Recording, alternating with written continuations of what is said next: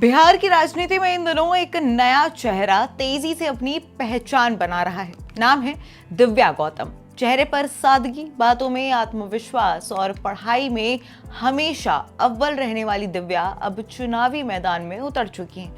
उनकी चर्चा इसलिए तेज है क्योंकि उनका एक सीधा और भावनात्मक कनेक्शन दिवंगत अभिनेता सुशांत सिंह राजपूत से है। जी हाँ, मीडिया रिपोर्ट्स के अनुसार दिव्या गौतम सुशांत सिंह राजपूत की चचेरी बहन है। क्लासरूम से लेकर चुनावी मैदान तक का उनका ये दिलचस्प सफर कैसा रहा है और क्यों उन्होंने सरकारी नौकरी छोड़कर राजनीति की राह चुनी है, आइए जानते हैं। दिव्या गौतम का सफर किसी प्रेरणादायक कहानी से कम नहीं है, जहां उन्होंने सरकारी नौकरी छोड़कर समाज को बदलने की राह चुनी। पढ़ाई से नौकरी, फिर न्याय की राह। दिव्या गौतम पटना यूनिवर्सिटी की छात्र रह चुकी हैं और उन्होंने मास कम्युनिकेशन में पोस्ट ग्रेजुएशन किया है। उन्होंने यूजीसी नेट भी क्वालिफाई किया है और वर्तमान में पीएचडी कर रही हैं।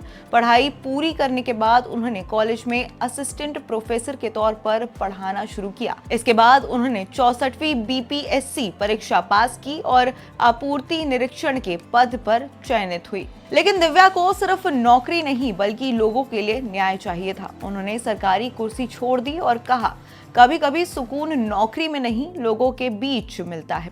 और इसी सोच के साथ वो राजनीति में कूद पड़ी, जिसके बाद कम्युनिस्ट पार्टी ऑफ इंडिया यानी कि CPI-ML ने दिव्या गौतम को पटना की दीघा सीट से टिकट दिया है। पार्टी उन्हें न्यू एज लीडर कह रही है क्योंकि वो सोशल मीडिया की भाषा भी समझती हैं और गांव की समस्याओं से भी वाकिफ हैं।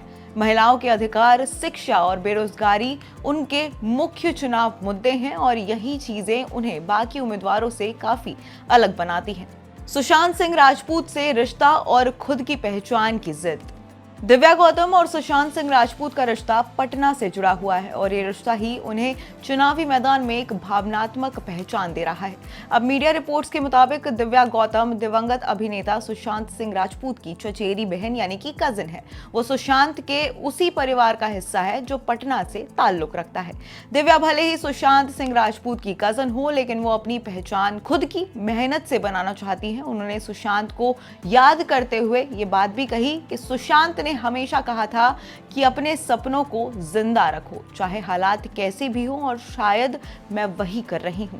आज जब बिहार की गलियों में उनके पोस्टर लग रहे हैं तो लोग सिर्फ एक उम्मीदवार नहीं बल्कि एक कहानी देख रहे हैं, जिसका जुड़ाव उस सितारे से जुड़ा हुआ है जिसने लाखों लोगों के दिल में जगह बनाई थी, यानी कि सुशांत सिंह राजपूत से।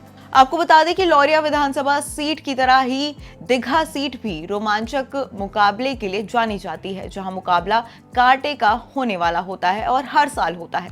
फिलहाल महागठबंधन में सीट शेयरिंग को अंतिम रूप नहीं दिया गया है। कांग्रेस और वीआईपी जैसी पार्टियों के बीच सीटों को लेकर चर्चा भी फिलहाल जारी है। तो वहीं अगर पिछले विधानसभा चुनाव यानी कि 2020 में जो चुनाव हुआ था उसकी बात करें तो दीघा सीट से बीजेपी के संजीव चौरसिया ने जीत दर्ज की थी, जिन्हें 97,044 वोट मिले थे। वहीं CPI-ML की शशि यादव को 50,971 वोट पाकर वो दूसरे स्थान पर रही थी। खैर, दिव्या गौतम का क्लासरूम से चुनावी मैदान तक का ये सफर और सुशांत सिंह राजपूत से उनका भावनात्मक जुड़ाव बिहार की राजनीति को एक नया रंग दे रहा है। महिलाओं के अधिकार, शिक्षा और न्याय की उनकी लड़ाई में जनता कितना साथ देती है, ये आने वाला वक्त ही बताएगा।